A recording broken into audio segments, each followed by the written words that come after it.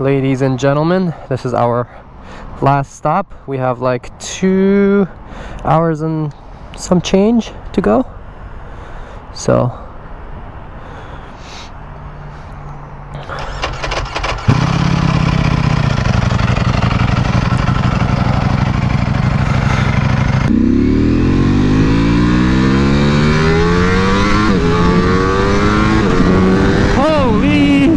what just happened?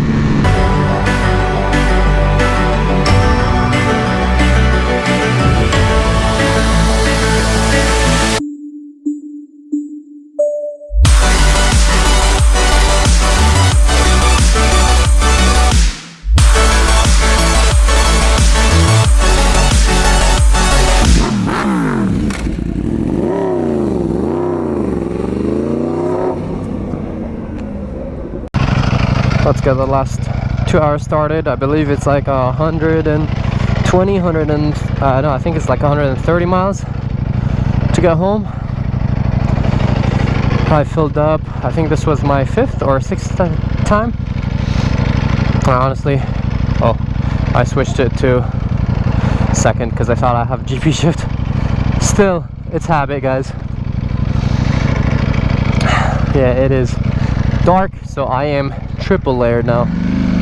I got my thermal, then I got my hoodie on, then my leather jacket. I'm trying to be as warm as possible for the next 2 hours, so I'm not like shivering. And this bike is gonna help from how hot it is.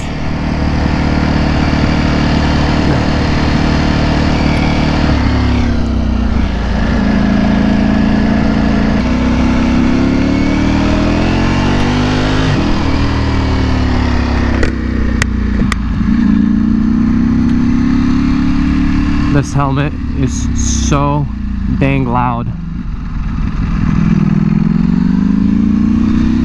on these like empty freeway roads with a lot of wind. I am not a fan at all. Gee, there's actually a lot of cars. I did not expect this.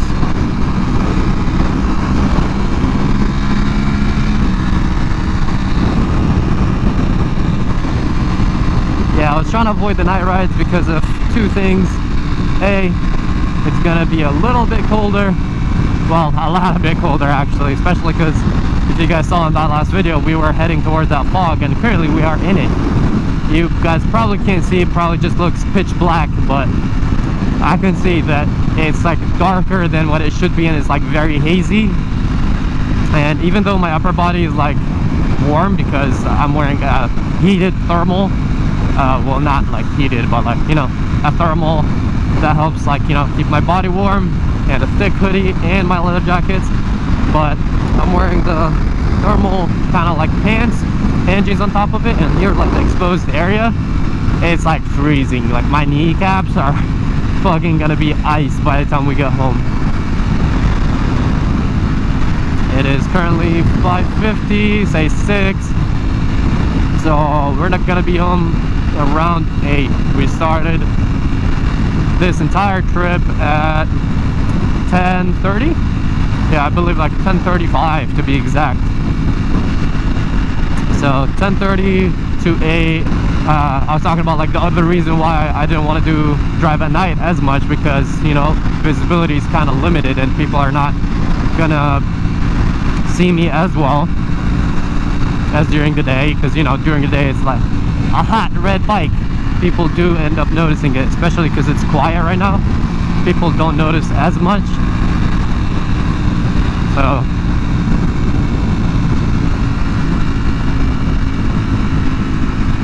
oh yeah, I think I kind of know where we are. Kind of, maybe, or I'm mistaken. Whoa, it kind of got a little warmer here. Yeah, really long, kind of like one day trip if you ask me. It's different on a bike because like 9 hours on a bike, again, like you're riding. What the? Oh, I didn't shift hard enough. The bike got stuck in between 4th and 5th gear. That's the thing with Ducati, I feel like I had that thing with my last V4S. I remember when I was like, is the bike broken or something? But it was actually in race mode, and when it's in race mode, you have to be like very kind of firm with your shifts, you know what I mean? You can't just do the little quickie left tap. Each bike is a little different. Like, you know, the R1 and the H2, the R1 is a little more aggressive, so like you feel the resistance of the shifter. So when you're shifting, like, you know exactly where it is.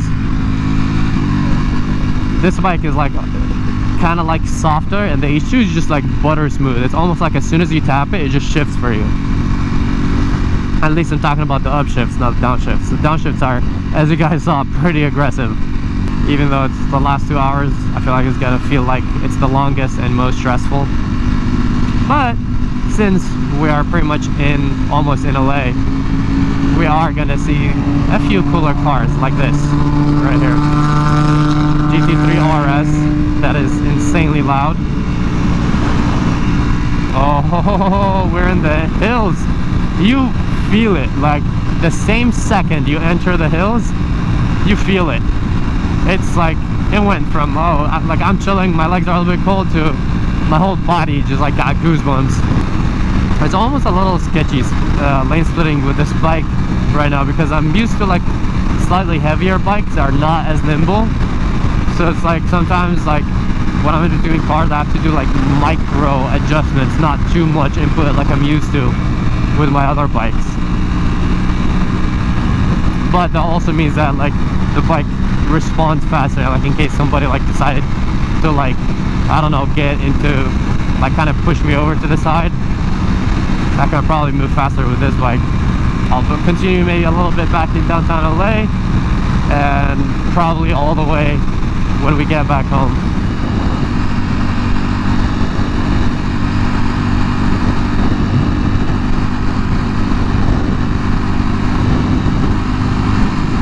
Yes sir, downtown LA.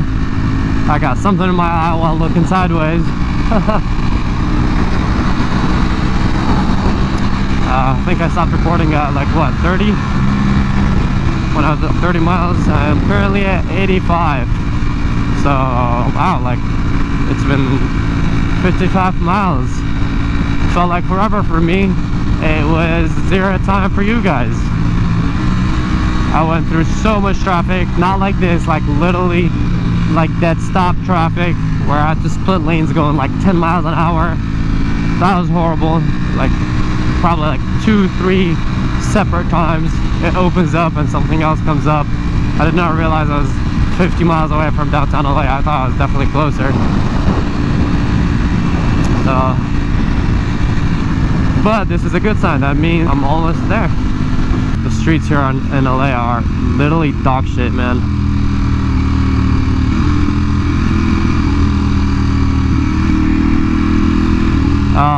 In Sacramento and these areas, the streets are bad, but it's like, look at this guy. Just cutting without a signal or anything. You like your mirrors, buddy? Or you want them broken?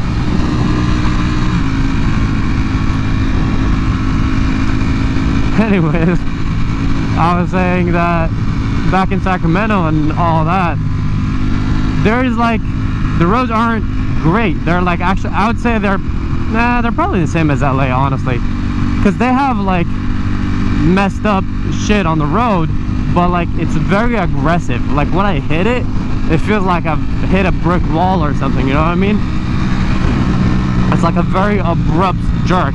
Over here, they're like smoother, but there's so many, like the road is like messed up for a very like long stretches usually, you know what I mean?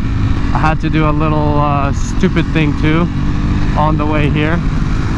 I have my earbuds on. Whoa, what the hell are you doing? Bruh. Dumbass Prius. I swear, Prius and Civic drivers are the shittiest people ever. I've been cut off by Civic and Priuses so many times, or they do what this guy did and he just goes like right on the line. I'm like, what are you doing, man?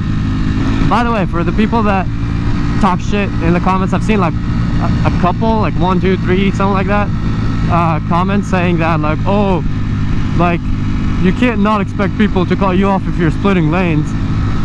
Here it's legal to split lanes. What I'm doing right now, this is 100% legal. I am not doing anything illegal, so people are supposed to give me room. Like the law is that they're supposed to share the lane with motorcycles. So if someone cuts me off or just like goes all the way and kind of like squeezes me, they're the ones in the wrong, not me. Just FYI for all the people or the few people that I've seen that are like, oh, like you're gonna get cut off if you're splitting lanes. No, people are supposed to be aware and watch out for motorcycles, because it's a common thing for motorcycles to split lanes here since it's legal. Everyone besides literally like new riders splits lanes. If you don't split lanes, you won't get anywhere here. You can't have a motorcycle. There's always, as you guys seen from my videos, there's traffic 24/7, and traffic like this where we're going like, look, I'm going like 30 miles an hour. They're probably going like what, 5, 10 miles an hour? I don't know.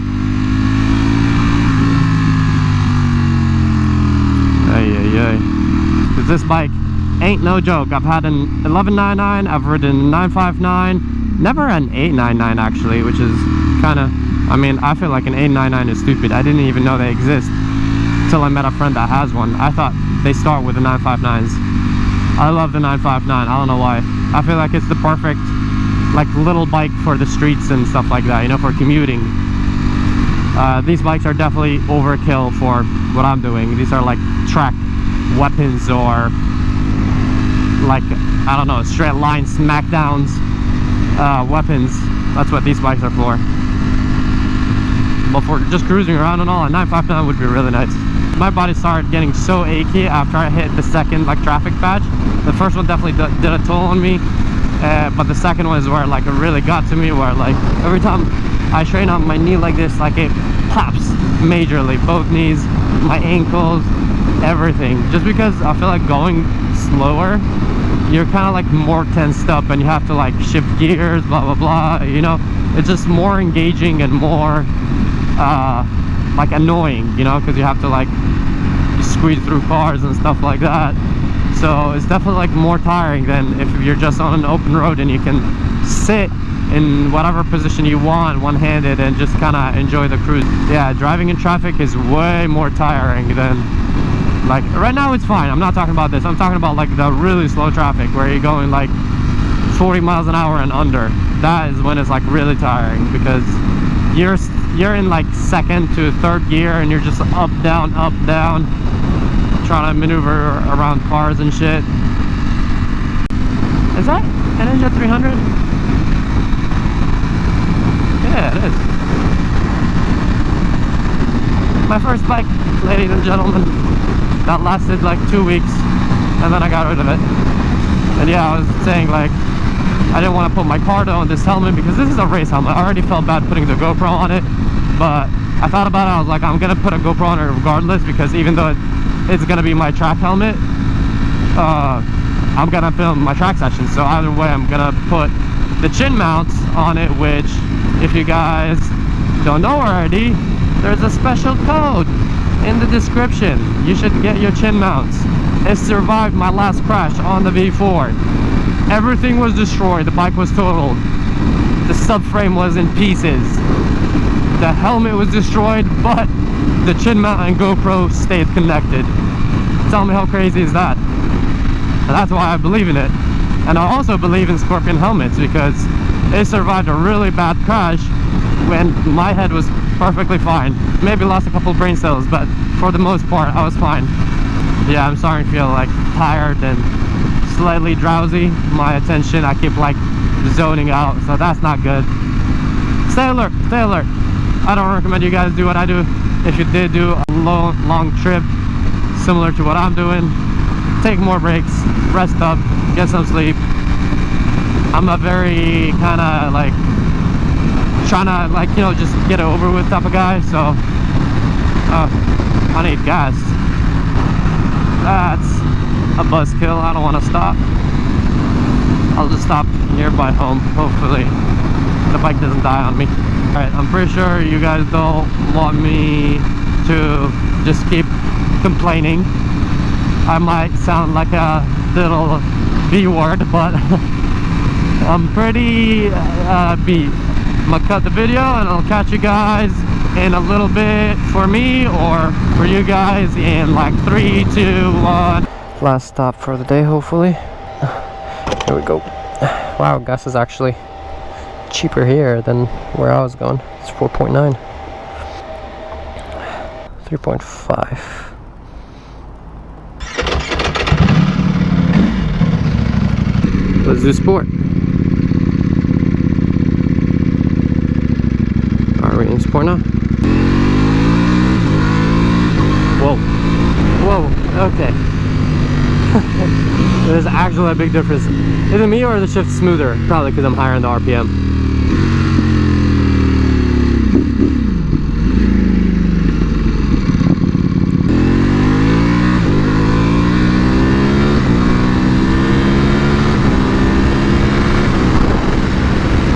I was trying to go into race mode.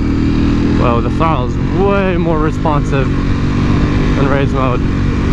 Way better. It felt like way too sluggish back then, but I feel like with how much power the bike has, I almost didn't like mind it, you know, that the throttle response wasn't like as aggressive. But like right now it's like smooth but like powerful. I don't know how to explain it. It's not like bad like the H2s, you know, just a lot of too much power. Okay, we're stopped, so let's go into, yeah, it's definitely not the settings I put on. And now we're in race mode. As you guys see, the entire dash turns red and it says race.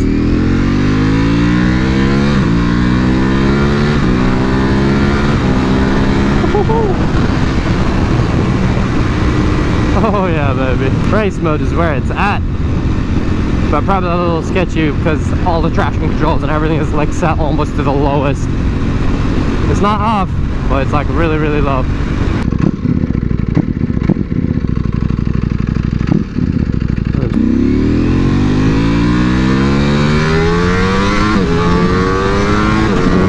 Holy, what just happened?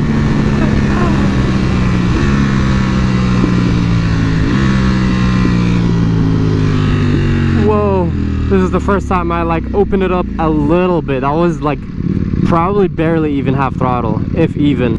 Well, tried out the modes for a little bit.